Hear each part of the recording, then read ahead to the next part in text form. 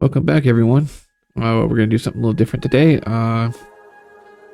Just so you guys know, I might as well tell you. In December, planning on going to visit the United Kingdoms, British stuff like that, right? So I thought it might be best just to react to some British stuff and see what's gonna be different when I'm down there and stuff like that. So, and let's not wait any longer. Let's get right into it.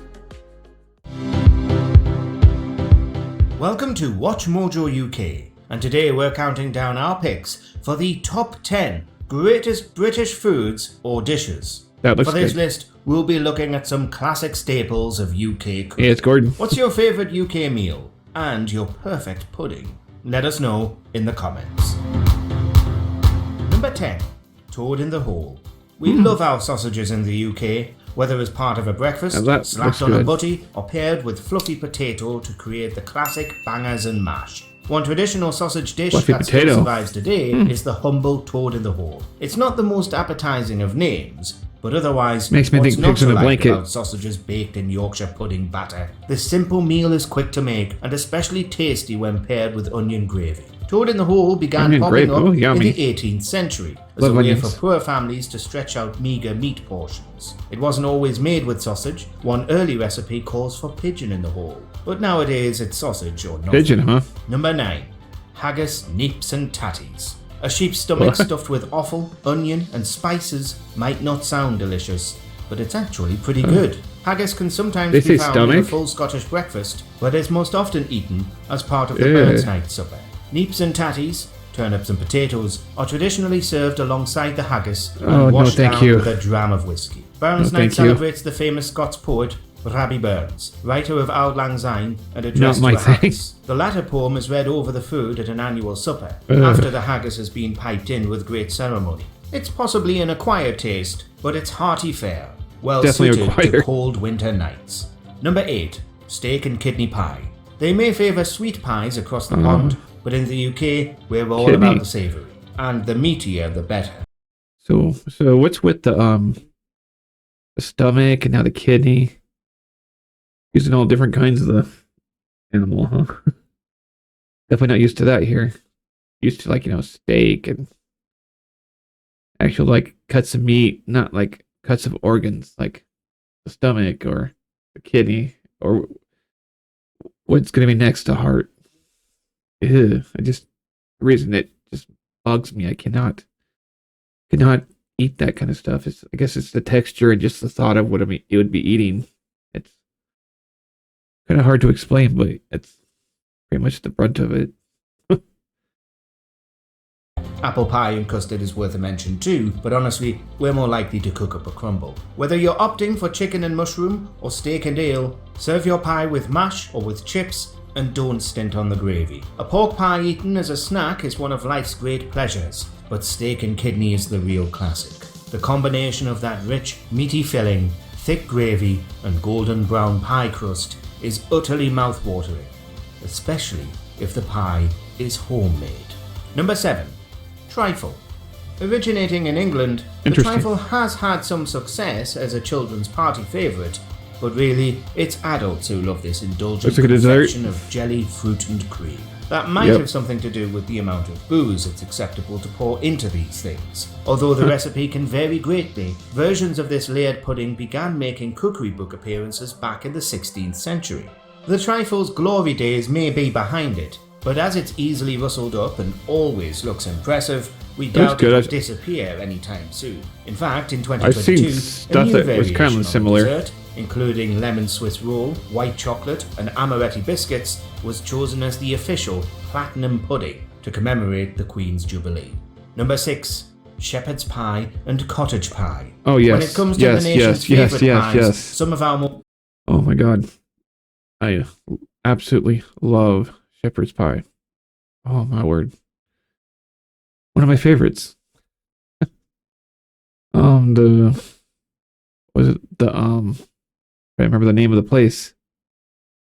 Cheesecake Factory. Yeah, that's where we'd go a lot, and they'd get their shepherd's pie. The last time I went, they brought it out with the raw meat. Told them about it. They took it back. And guess what? Raw meat again. So they take it back. Well, so the third time, you'd think the third time's the charm. No. Came back pink again. So I'm like, oh, I give up. I haven't been there back since. Pink meat depends. This is ground beef, so that being pink could be really bad. Salmonella or I'm gonna, food poisoning. No, thank you. Oh man, but I absolutely adore shepherd's pie. That is really good stuff. Most beloved are not really pies at all. Shepherd's pie and cottage pie are established family favourites made from mincemeat topped with mashed potato and cooked in the oven. Many of us think of the two pies as interchangeable, but supposedly shepherd's pie uses lamb, hence the name, while cottage is traditionally made with beef mince, the British cousin of spaghetti bolognese and chili. Okay, so correction. Oh, wait. They still call it shepherd's pie here, but with I like it with beef. I don't mind lamb here and there, but with shepherd's pie, it's got to be beef for me. So I guess it's cottage pie. I guess I don't know. Names get thrown around a lot. Carney, shepherd's or cottage pie has become a staple for many of us in the UK. However, there is a possibility that it actually originated in France. Number 5. Sticky toffee pudding. Compared to some of the distinguished dishes on this list, sticky toffee pudding is a bit of a newfangled invention, coming to popularity in the 1970s. The Aussies and the Kiwis call it sticky date pudding, but we can claim the recipe as our own. The modern incarnation traces back to a hotel in Cumbria, although one pub in Yorkshire claims they were serving it back in 1907. A good sticky toffee pudding consists of a light, moist sponge made with chopped dates and seasoned with nuts or spices. It's doused in toffee sauce and served with vanilla ice cream or custard.